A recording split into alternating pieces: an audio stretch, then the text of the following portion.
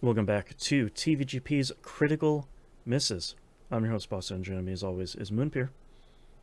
Hello. We're here for our sixth and final episode of our Ghost season 37. We're here for the most recent Ghost album, Skeleta, from 2025. Uh, Okay, so that's how you pronounce it. yes, I was watched some videos of the lead singer pronouncing it just to be like, okay, I understand that word, but the accent on the last letter is sort of. I didn't want to come in here and be like, oh, it's actually Skeletois, and it was like, ugh, okay, that's three skeletons. Um, but yeah, we're gonna listen to their most recent album. So it's a polycule of skeletons. That's right. Yeah, we gotta keep it appropriate. Um, we have listened to the most recent album. It's the only thing I've been listening to nonstop for the last 2 weeks.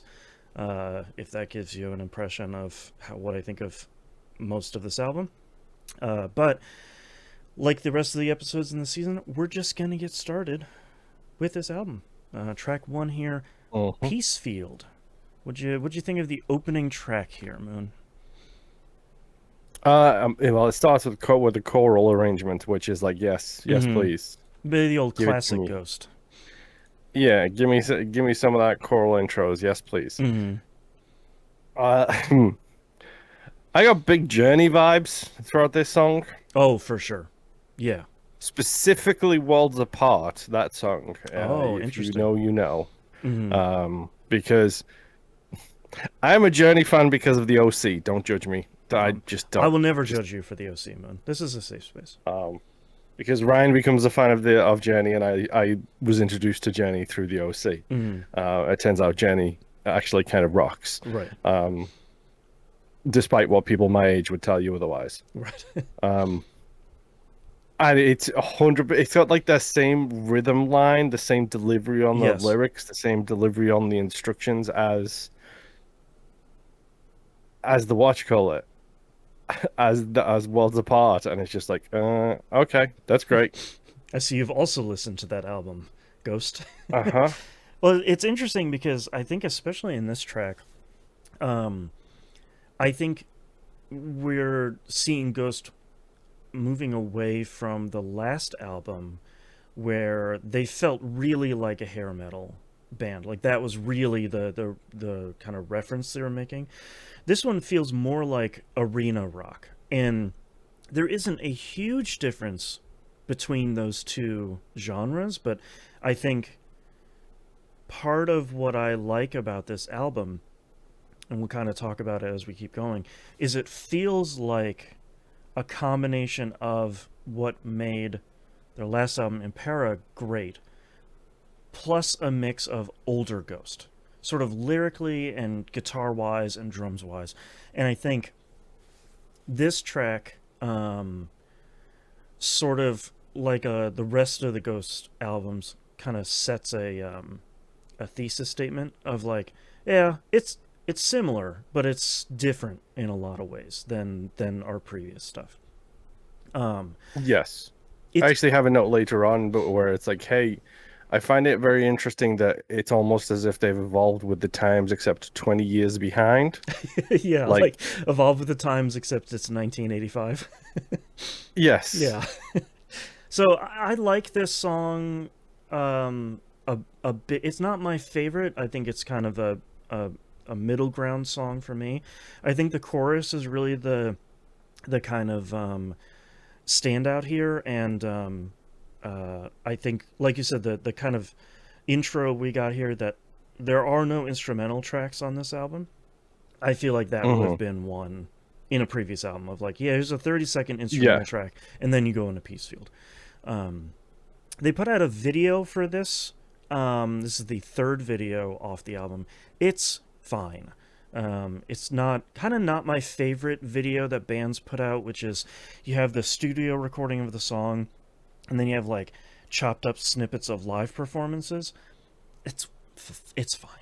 I If you're gonna do it, do something a little bit more like Run the Jewels, Angel Duster. That's a much better sort of version of this video. So Hmm. Next up is our second single from the album. That Peaceful is the third single. Second single here, Lacrima. What'd you think about? What'd you think about this? Immediately it's heavier, and it's something that I find interesting about Ghosts as it goes as a band as a whole is the wispy nature of his vocal delivery counterpointed against the degree of heaviness on each individual Yeah. song. Mm-hmm. This is a very heavy air track, Mm-hmm. which is funny because it's got like three counterpoints. It's got the heavier music, the wispier delivery, and a sadness in the lyrics, Yes. which is very interesting.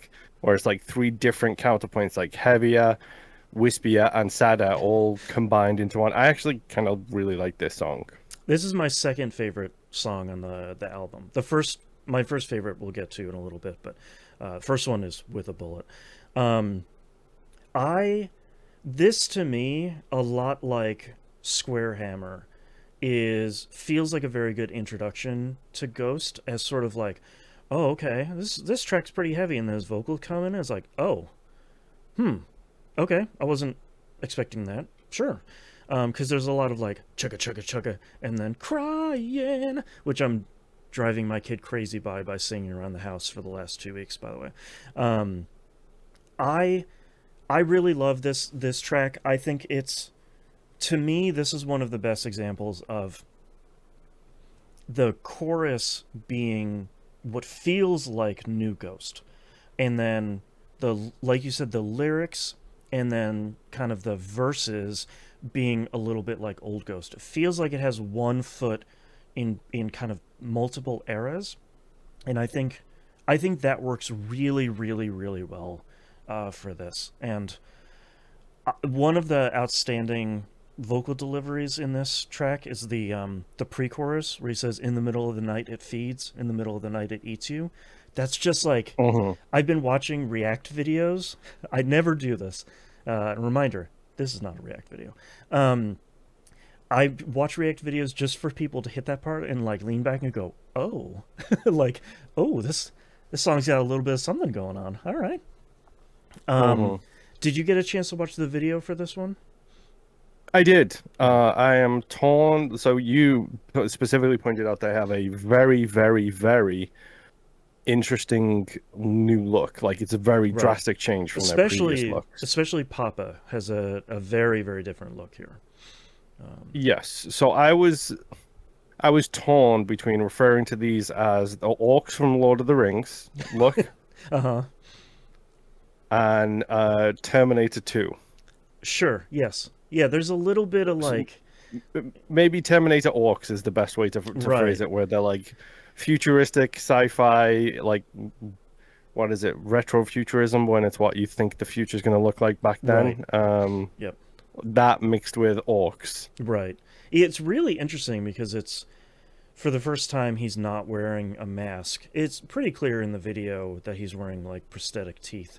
Um, but like you can see him singing the song and it's really just the top half of his face has a mask on it now. And I think it looks really cool. I think it's a really great thing. I especially love the drummer with the suit that just has the skeleton bones painted on it. It's like, yeah, Yes. that's a classic. Why not just lean all Yeah. the way into it? Yeah. Um, Also, the the musicians in the video all seem very much into it. yes. Yeah. I think that's the thing too that if you watch live footage, we talked about right here, right now, the concert film last episode. Um, the whole band just seems to be into it. Like it seems like they're up there having fun. Like I like a sad band for sure, but Mhm. there definitely is something about Ghost just being up there and having a good time. Um, Yeah. uh, next track here, Satanized, track number 3. What do you think about this one?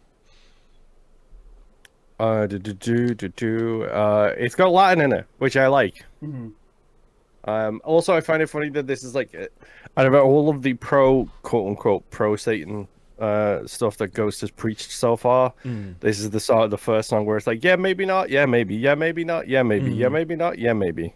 Like it is very, point and counterpoint thing, and I also love the use of the word Satanized as a noun and a verb. It's like Yes. yes, yes, please. It's interesting And because go ahead. it starts the guitar solo theme of this album, I feel like, where it's just Yeah, like, yeah, let's just give like 40 seconds in the middle of every track to that's the right. guitarist, because why not? Take it away. um, this one's really interesting. There is Latin in here, which feels very old Ghost. It is Latin from the Bible, which also feels like old Ghost. Um, you can see which Bible passage it is. It's Corinthians something. Do they have it written here? Corinthians, 1 Corinthians 6:19. Um, they reference it in the video. The video's okay. Um, but I I went to go watch an interview with the lead singer, and there's actually a really good uh, album track by track breakdown with him. And I largely wanted to go watch it because of this track, and it's like this track really feels kind of more obvious than a lot of previous Ghost stuff. And what he was saying about it is it's a song about feeling so powerfully in love that you feel like you've been possessed. And I was like, okay, that feels more like Ghost. That some being so direct about it feels like it would be like maybe from Ghost's first album, but maybe kind of not. Hmm. Not the recent stuff, but I like this one a lot too. Again, this is kind of more of a middle track for me. It has a great bass line. There's a couple songs on this album where the bass is really in the front of the mix in the way that I feel like we haven't gotten in quite a while. And Hmm. I think that works really well for this track. But um, it's it's solid. I don't. This is definitely isn't a song that I dislike or anything. It's sort of like I'm not gonna skip it when I listen to the album. There's two tracks on this album I skip every time, um, but this isn't one of them, and I'm sort of like, yeah, it's good, it's solid. What are you gonna go wrong? Interesting. I wonder if we will get to we will agree on The the skips. skip songs. Let's talk about the next track here, "Guiding Lights." What do you think about this one? Is this the one of your skip songs? Sure is.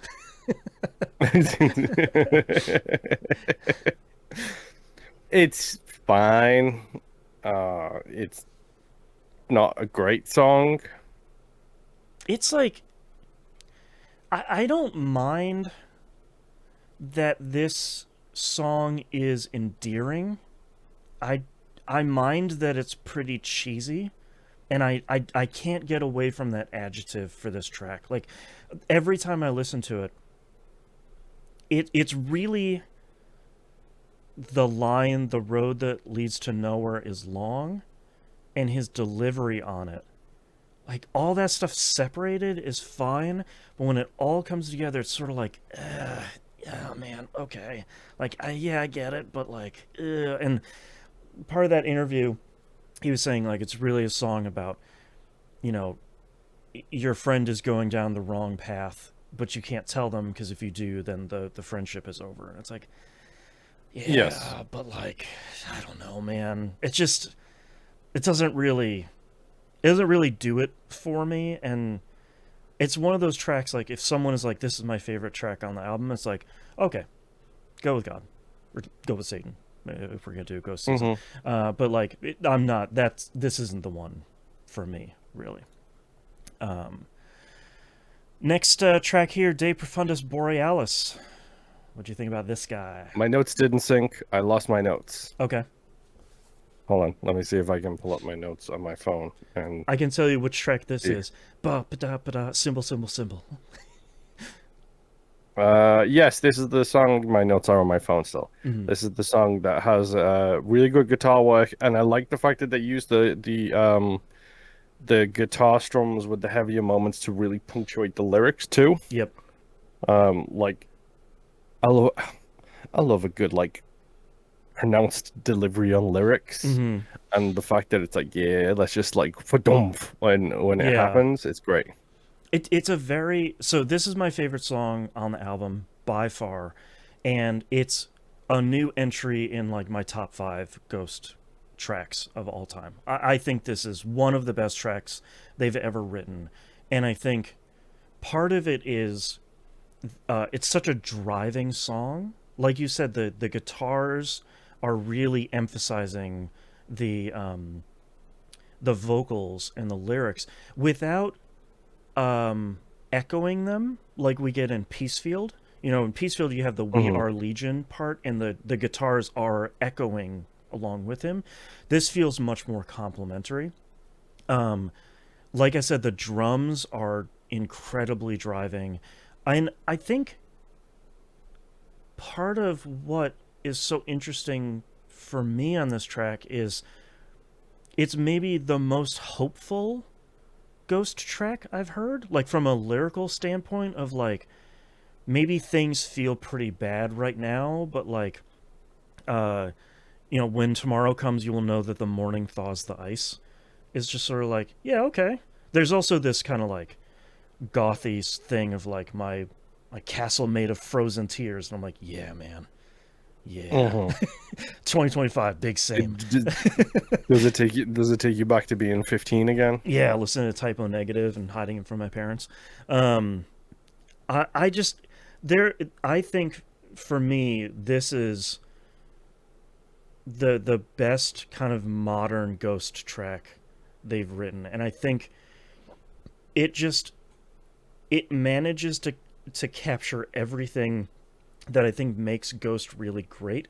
Like the little quieter than the rest of the track piano intro, the little like doodly doodly doo, like that sort of thing, Hmm. and just starting to melt your face off as soon as the song comes in. It's really great. This is the one track that if I can only listen to one track from this album, it's this. If I can listen to two, it's this and it's Lacrima.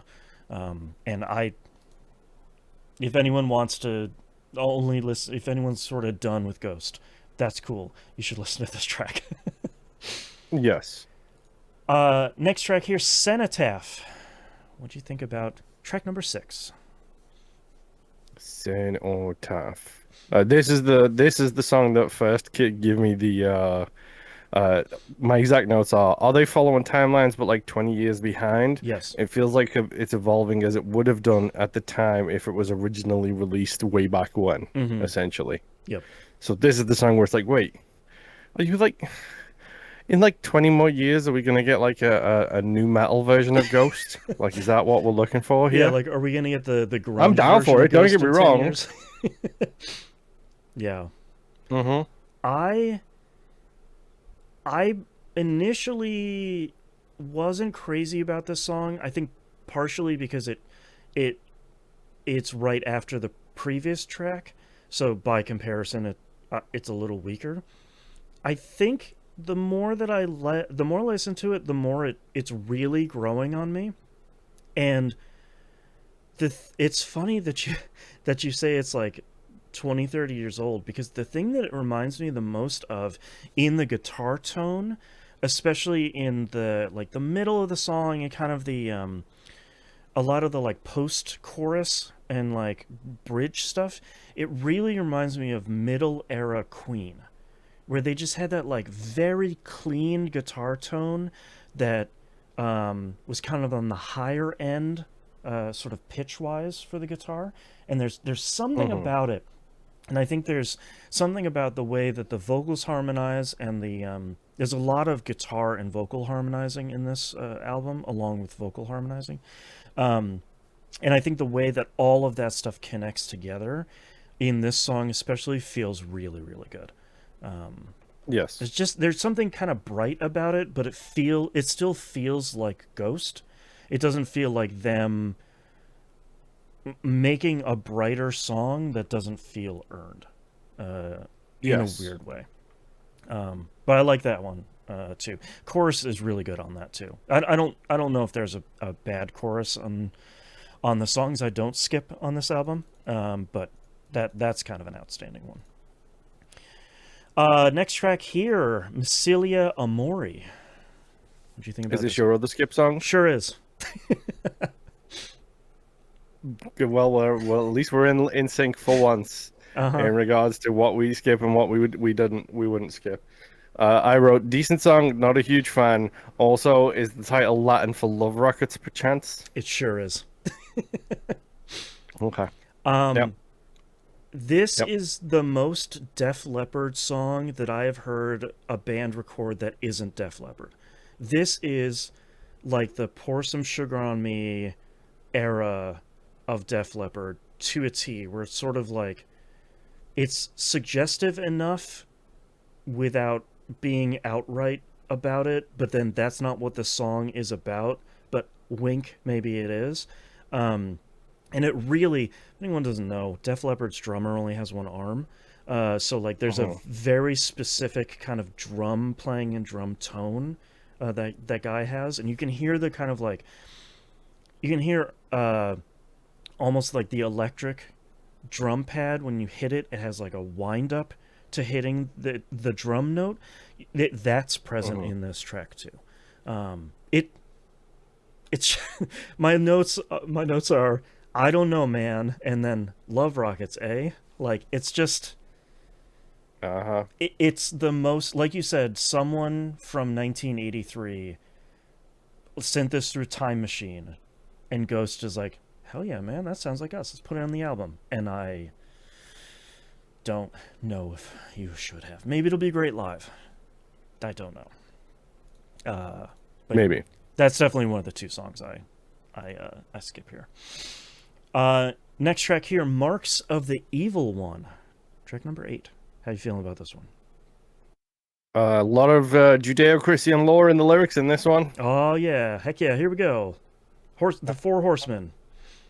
Yep. Yep. It's almost like we literally just at some point around the time this is coming out, we're literally hitting season 3 and season 4 in Wayward Sons, which is all about the Judeo-Christian lore and specifically the seals mentioned in this song. There you go. It's I all was like, coming you together. couldn't pick a more interesting time to listen to this song, Mm-hmm. apparently. Yeah. Um, this is a really hard track because I think if you're looking at the chorus, it's one of my favorite tracks on this album. If you're looking at the Uh-huh. verses, it's one of my least favorite tracks on this album. And part of it is it's like it's overly descriptive without having the verses, I should say, are overly descriptive without having any kind of natural flow to them. And it almost feels like a reference that I'm not getting. Like someone could listen to the track and be like, "Oh my god, that's right. There's a Japanese B-side from Iron Maiden from '84. It sounds exactly like this track." And like maybe that is the reference they're going for, but like the third rider looks cool on his steed. Like it's just there's something about it that it isn't doesn't really work for me. But then the chorus of there are marks spreading everywhere. Like my favorite part is like watch they're crawling out the serpent's lair. Like it's Uh-huh. it's really good, and the delivery, especially on um, is so strong that I have fallen in love with the song, and then I kind of roll my eyes a little bit during the verse. It's not terrible. It's just sort of like, okay, sure, I guess, Yeah. fine. But I do like it, sort of overall. Ninth track here, Umbra. How do you feel about Umbra? Uh, it, it's got a cool slow build, and then my notes say, "Wait, is that a cowbell? Am I hearing a Oh yeah, cowbell in this track? oh yeah, baby, we got a cowbell. Needs more cowbell. The It meme does. from when we were children is back in style, baby. Yep, cowbell kind of Like it's a works here. cowbell rock rhythm. I really like this song, dude. This Yeah, is a really good song. with Is like, this your number one with a bullet? no, that was Borealis. Um, Okay. I also like this song has like a very extended deep purple guitar and organ solo near the end of it of just Uh-huh. like, yeah, man, here you go. We're just if we were playing this in the 70s, there'd just be a projector showing some cool footage of a car driving for a while. That's a Yep. Led Zeppelin reference for you guys. Um, I don't get that reference, mate. it's okay. That performance is so long. Um, I I like I like this song, and the more that I listen to it, it's growing on me. But I don't think this is one that I would say like, oh, I need to search, like I need to seek this track out to listen to it. Um, but I think his vocal performance in the verses is really strong, like the "In the Shadows" lines. I think him kind of Hmm. having a pitching his voice down, I think works really well. Um, Yeah. and then the faster chorus, I think it all kind of works, and in a way that it I think on my first listen I was just like, oh boy, this, I don't know, man, this track isn't very good. But more I listen to it, I'm like, I don't know, man. Maybe it's got something going on there. I I mean, it's a pretty kind of good dig it. song. I kind of like it, especially the unexpected cowbell. Yeah, you can't go wrong with some It's cowbell. like the saxophone that showed up in whatever album that was. Yeah, it was Miasma. What was that on It was Prequel? I like, wait, think. Yeah. is that a saxophone? Was that a Sorry, saxophone did that you put just a came in the saxophone middle in of this here? solo? It's incredibly cool. I was watching. I didn't want to watch it before we talked about the last album, but I watched Right Here, Right Now, and they play Miasma during that, and during the live performance, they uh, use the paddles to shock the older priest back to life, and he comes on stage after he comes back to life and plays that sax solo, and then just falls over and dies. Like every single Okay. performance. It's really good. Ghost is very goofy in a way that I greatly appreciate. And then last track here, track 10, Excelsis. What's your verdict on this one? Eh, eh. Yeah. Like it's a slow outro song, which I am of the opinion that outro songs should be slow. Mm-hmm. Or should wind down, I should say. Mm. Um, but it's kind of a song. Like probably like my third least favorite song on the album, maybe. Right. Not It's skipping just it, kind of but whatever. yeah. Yeah. I wrote, because I have very strong opinions about this. Let me see if I can get the right sarcasm here. What a surprise! It's a slow ballad to close out the album. I'm like a little tired of heavier bands that are like, yeah, but what about our softer side on the last track?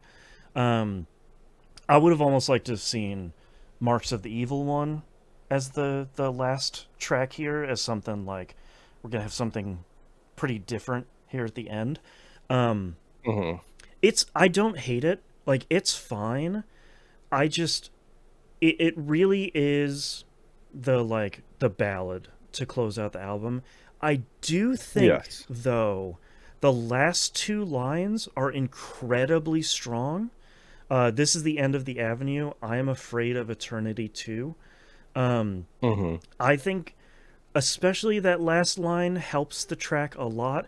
Almost in my feelings of like, if it almost as if this song was an intro to the first album, of like, I'm afraid of what the coming of the Dark Lord might be. Is that good, or is it can that eternity be bad? um Yes. I know that's not the intention of the song. The intention is like, live your life. We only got the one. But I kind of like that little like ghost twist um, on the end. Um, Yes. all right. Well, what are your thoughts here about Skeleta as a whole? It's very interesting. Like I said, it's interesting how it seems to have evolved from the early Ghost to, but in real time, but not to modern day standards, but rather to previous real time standards. Exactly right. If you know my way of thought, then you understand what I'm saying. We're If you moving don't, from then you don't have a 1980 to 1985. uh-huh. Yeah. Yeah. Yeah. It's really cool. Yeah. I like this album. It might be the strongest one for me personally so far. Mm. Yeah, I'm there with you. I don't think it's a slam dunk. We're talking about two tracks we agree on that we're just gonna skip. Um, but I think for me, of the last, I love Ghost's first three albums. I really don't like their previous album, but I think as they've sort of been changing and evolving and growing, I think if they're going to continue in this direction, I I feel like Ghost is in a much better spot than the direction they were going in the last album. Um, I think part of the fun of Ghost is you have no idea what they're going to put out next and what the heck that's going to sound like, which is interesting. Um, there's a good Yes. interview I watched with the lead singer about the design behind all of the different papas and all their outfits. That was really interesting. So he was talking about Papa, the third Papa, the one where he sort of got rid of the cassock, the long gowns, was saying like you can't just stand there with a sensor and be spooky forever. Like that gets old real Hmm. quick. You have to evolve and you have to keep growing and you Yeah, I need to mean, keep going. And I think that's what we're it's the seeing here. Madonna effect. Right. Like Madonna somehow reinvented herself for like 5 different decades and made it number one singles in all of Right. those decades. And Like, now she's British. yeah, now she's British and Yeah. uh-huh. A Brit from New Jersey. Who would have thought? Um, Hey, Mel Gibson is an Australian from New York or whatever it is, so shut yeah, up. that's true. That's true. I guess anything can happen. Um, but yeah, I like this album a whole lot. I if I didn't, I wouldn't be listening to it constantly for the last couple of weeks. Um, and I feel neither of us had listened to the album before this episode. And I feel a lot more positive about Ghost's direction coming out of this than I did in Impera, which I think is pretty exciting. What did you think about Ghost overall here? Now that we've listened to all of the six current albums. It's an interesting band. I'm much more obviously I'm aware of them now, which I wasn't previously. I think it's definitely a band I'll probably keep an eye on. Mm-hmm. It's the problem.